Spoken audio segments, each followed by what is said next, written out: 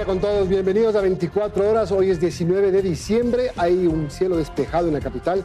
Sin embargo, hay frío, 8 grados Celsius a esta hora. Estamos viendo nuestro dron sobre la avenida Occidental, la Mariscal Sucre, en el sector del Bosque, una zona que se vuelve caótica en la época de Navidad por la cercanía del centro comercial y la gente que está haciendo sus compras en estos días. Liz, ¿cómo estás? Buenos días.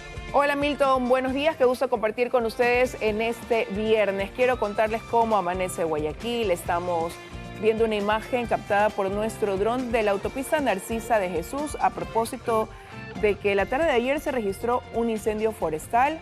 Los bomberos acudieron al siniestro para liquidar el fuego, pero en la madrugada de hoy se han presentado nuevos focos. Hay nuevamente bomberos en el lugar, tomen las debidas precauciones. Ayer el tráfico se congestionó mucho en esa zona. Ojalá que hoy no tengamos la misma magnitud de fuego, ¿no? Y contarles que tenemos un cielo nublado y 24 grados Celsius de temperatura.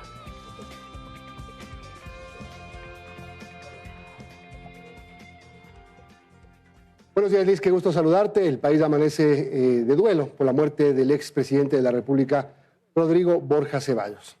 Así es, Milton. Más adelante precisamente estaremos hablando un poco del doctor Rodrigo Borja Ceballos, de lo que fue su trayectoria política en el país. Falleció ayer a los 90 años.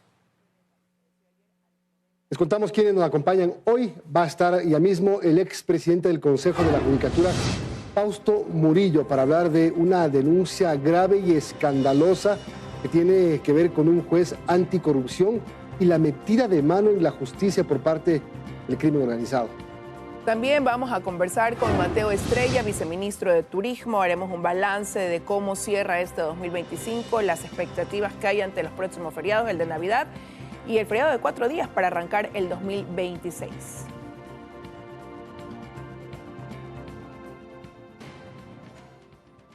Empezamos a revisar la información.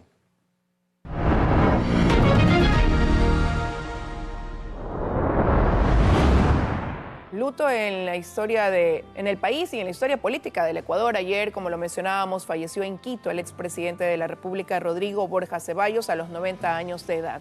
Figura central de la socialdemocracia y un intelectual reconocido a escala mundial. Rodrigo Borja deja un legado que trascendió las urnas.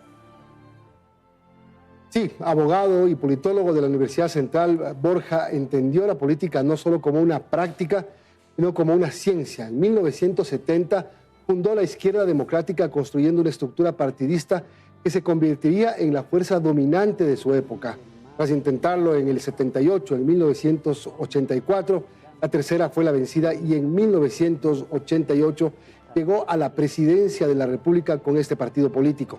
Durante su mandato se enfocó en restaurar los valores democráticos y liberales, erradicó la violencia armada, frenando la movilización del grupo Alfaro Vive, desarticuló el cartel de droga Los Reyes Magos y ejecutó la campaña nacional de alfabetización Monseñor Leonidas Proaño. Hoy el Ecuador despedirá no solo a un expresidente, sino a un defensor de la institucionalidad y los derechos humanos, un líder que dedicó su vida a pensar y construir la República. El presidente Daniel Noboa decretó 3 días de duelo nacional desde hoy hasta el domingo 21 de diciembre a propósito del fallecimiento de Rodrigo Borja Ceballos. Durante este tiempo, la bandera nacional permanecerá izada a media asta en todos los edificios públicos del país. Además, el presidente dispuso que los ministerios de Relaciones Exteriores, de Defensa Nacional y del Interior, en el marco de sus competencias, coordinen con la familia de Rodrigo Borja la organización de un funeral de Estado. A continuación escuchemos algunos de los fragmentos de discursos que dio o declaraciones que dio en su momento el expresidente Rodrigo Borja Ceballos.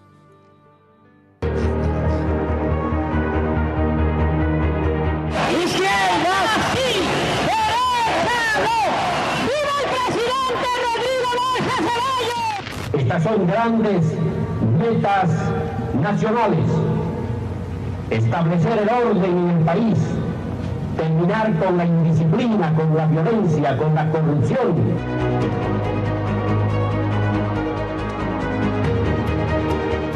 Cuando dije que los políticos ecuatorianos eran los peor preparados de toda América Latina, me refería a estos, a los que promueven estos actos reprochables, a estos políticos que no tienen ningún sentido de patria,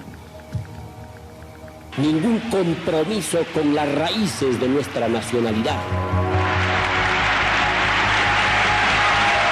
Tenemos la fuerza del trabajo, tenemos que convocar a un liderazgo, tenemos que llamar al patriotismo, a la unión para sacar adelante al Ecuador.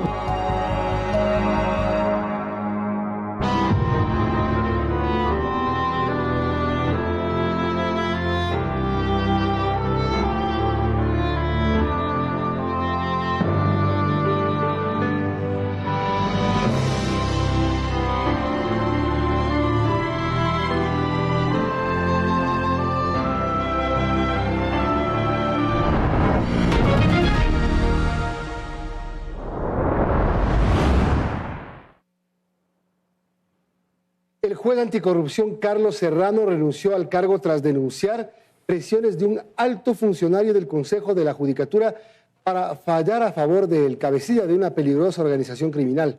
Un día después, entidades del sistema judicial se pronuncian con el inicio de una investigación previa por tráfico de influencias y piden fortalecer seguridad para jueces. Que en este país cada vez son menos los jueces que se juegan por su patria es una de las frases con la que el abogado litigante Felipe Rodríguez denuncia en el portal Primicias un nuevo escándalo de corrupción que pone al Consejo de la Judicatura bajo la lupa. Rodríguez fue quien alzó la voz y se refiere a Carlos Serrano, uno de los magistrados élite del país que forma parte de la Unidad Anticorrupción y Crimen Organizado y que hoy no tiene garantías de protección. Todo empezó el pasado 2 de diciembre cuando le retiraron su equipo de seguridad como consecuencia de un fallo en un caso de lavado de activos que involucraba a una peligrosa organización criminal. Previo a emitir su decisión, Serrano fue presionado por un alto funcionario del Consejo de la Judicatura, quien le solicitó reunirse con personas extrañas fuera de su lugar de trabajo y al negarse le transmitieron un mensaje: prestar especial atención a la defensa del extranjero. No obstante, el día de la audiencia de juzgamiento, Serrano junto a otros jueces declararon culpable al serbio Čedomir Ezerdan en el denominado caso Euro 2024 que inició en noviembre de ese año. Fue entonces cuando su amenaza quedó registrada en video, Čedomir pasando su dedo por el cuello durante la audiencia telemática. Tras este hecho, Serrano pidió reforzar su seguridad, sin embargo, se la quitaron. Fue entonces y luego de constantes insistencias que mediante este oficio con fecha 17 de diciembre, anunció que no trabajará más como juez de garantías penales para el juzgamiento de delitos relacionados con corrupción y crimen organizado. Yo estoy seguro que las altas autoridades saben quién es ese funcionario que fue a presionar. ¿Por qué no escuchamos en la madrugada de hoy ya allanamientos en contra de esta persona? ¿Se lo está encubriendo acaso? A la par y coincidencialmente salió a la luz que Dolores Vintimilla, esposa del actual presidente de la Judicatura, Mario Godoy, ejercía la defensa del serbio Čedomir, lo cual consta en el expediente que fue revisado por este noticiero. Vintimilla no tardó y mediante este comunicado aseguró que desde noviembre de 2024 dejó este patrocinio pues contrajo matrimonio con Godoy. No obstante y extraoficialmente se conoce que uno de sus socios, Francisco Rosero, es quien mantiene la defensa. Hasta el momento y luego de 24 horas en silencio, la Judicatura finalmente se pronunció y mediante este comunicado indicó que emitió la noticia criminis a la Fiscalía y que remitió un oficio para que se realice un análisis de riesgo de Serrano y su familia. A la par, Fiscalía anunció que abrió una investigación por el delito de tráfico de influencias, mientras que la Corte Nacional de Justicia condenó las amenazas y presiones hacia Serrano y pidió el fortalecimiento de las medidas de seguridad para jueces, conjueces y servidores judiciales. María Fernanda Utreras, Teleamazonas. El presidente de la Asamblea Nacional, Nils Olsen, convocó al titular del Consejo de la Judicatura, Mario Godoy, a comparecer ante el Pleno del Legislativo y dar explicaciones sobre las amenazas recibidas por el juez Carlos Serrano por parte de un narcotraficante serbio, patrocinado por la esposa de Godoy, Dolores Vintimilla. Mediante un memorando, Olsen instruyó a la Secretaría General poner en conocimiento del Pleno su solicitud, que cuenta con el respaldo de la bancada ADN y que se sustenta en la Ley Orgánica de la Función Legislativa. La excomandante de policía Tanya Varela, el jefe policial de Manta, José Luis Erazo, y el ex capitán Rodney Rangel fueron detenidos por el presunto delito de filtración de información confidencial. La Fiscalía investiga el caso León de Troya, que involucra a altos mandos policiales. por el presunto delito de difusión de información confidencial realizado en los años 2021 y 2023 del caso de narcotráfico denominado León de Troya. La Fiscalía ejecutó 5 allanamientos en Pichincha y Manabí. Como resultado, se confirmó la detención en Quito de la excomandante general de policía en servicio pasivo, Tanya Varela, a quien se le incautó el celular y computadora personal. La investigación contra la excomandante de policía inició en el 2023, tras detectar que la información del reporte confidencial que involucraba a altos mandos policiales interfería en el proceso del caso que judicialmente se conoce como Encuentro. A la par, en el aeropuerto de Quito se detuvo al ex capitán de la Policía Nacional, Roney Rengel, quien también está siendo investigado por la filtración de información. La operación de la Fiscalía llegó al domicilio de José Luis Erazo, actual jefe de policía del distrito Manta en Manabí. Erazo formó parte de la investigación del caso León de Troya en el 2022. La Fiscalía solo confirmó la detención de 3 personas por filtrar información confidencial. Erika Vera, Teleamazonas. La Corte Constitucional notificó sorpresivamente con la sentencia en el caso de la acción extraordinaria de protección planteada por el expresidente Yamil Maguad. La defensa del exmandatario interpuso el recurso con el fin de examinar la sentencia por peculado que pese en su contra. El fallo tiene fecha 11 de diciembre, es decir, fue tomada en la sesión del Pleno de la semana pasada. 5 jueces se pronunciaron a favor, 3 se excusaron y el juez Jorge Benavides presentó un voto salvado, en el que sostiene que la Corte resuelve a partir de aspectos formales sin atender los temas de fondo.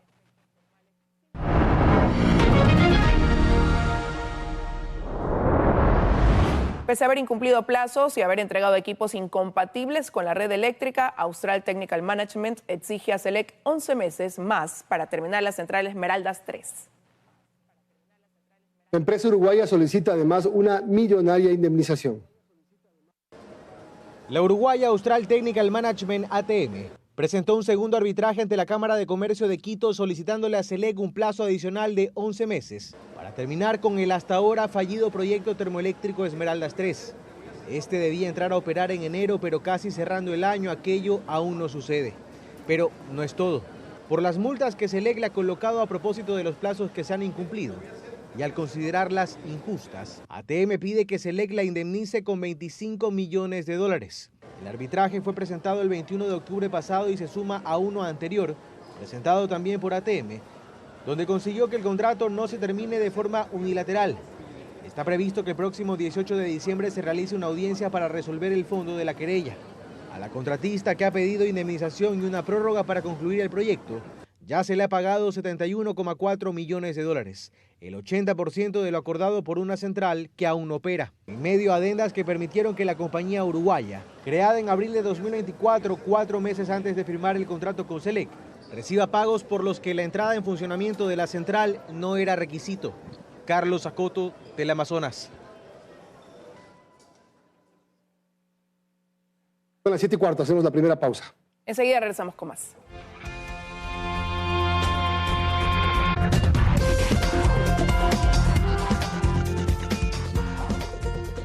Estamos de regreso. El presidente Daniel Noboa solicitó a la Asamblea Nacional una licencia temporal para ausentarse del cargo entre el 1 y el 15 de enero del 2026 por asuntos de carácter personal.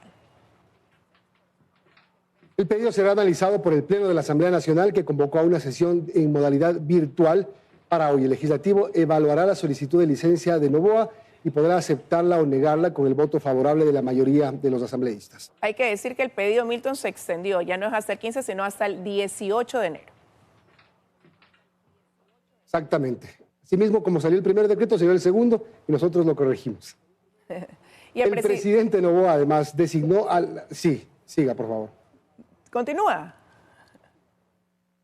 No, tú primero. Ok, les contamos también sobre una designación que hizo el presidente Daniel Noboa. Fue a la ex candidata presidencial Andrea González Nader como embajadora de Ecuador en Bélgica en reemplazo de Danilo Aliaga. A través del decreto ejecutivo 257, el mandatario oficializó la designación en representación del país en Bélgica, donde reside el exmandatario Rafael Correa.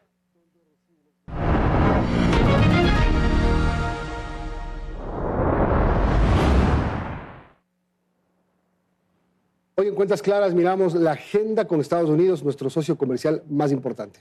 Además, Ecuador negocia con ese país un acuerdo marco para bajar aranceles, remover barreras no arancelarias y facilitar el comercio.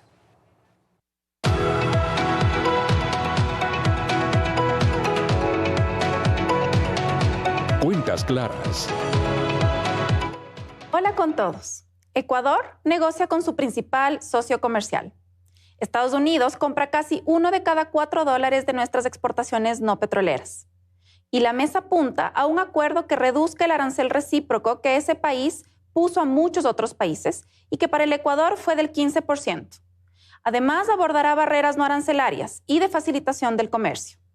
Mientras avanza el texto final del acuerdo, Washington retiró los aranceles recíprocos a un paquete de productos en general y que para nuestro país trajo un beneficio para productos como banano, cacao en grano, mango, piñas, palmito.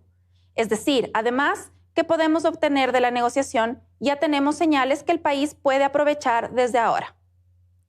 Ecuador mantiene una relación complementaria con Estados Unidos. Cerca del 80% de las importaciones son bienes necesarios para la industria, como combustibles, materias primas y bienes de capital. Mientras que nuestra oferta exportable están productos como camarón, cacao en grano y banano, que juntos representan más de la mitad del total. Pero le siguen otros productos importantes como pasta de cacao, flores, conservas de atún y frutas. Esto nos da un resultado que en cuenta clara es la balanza comercial con ese país, sin considerar petróleo ni minerales, sistemáticamente positiva.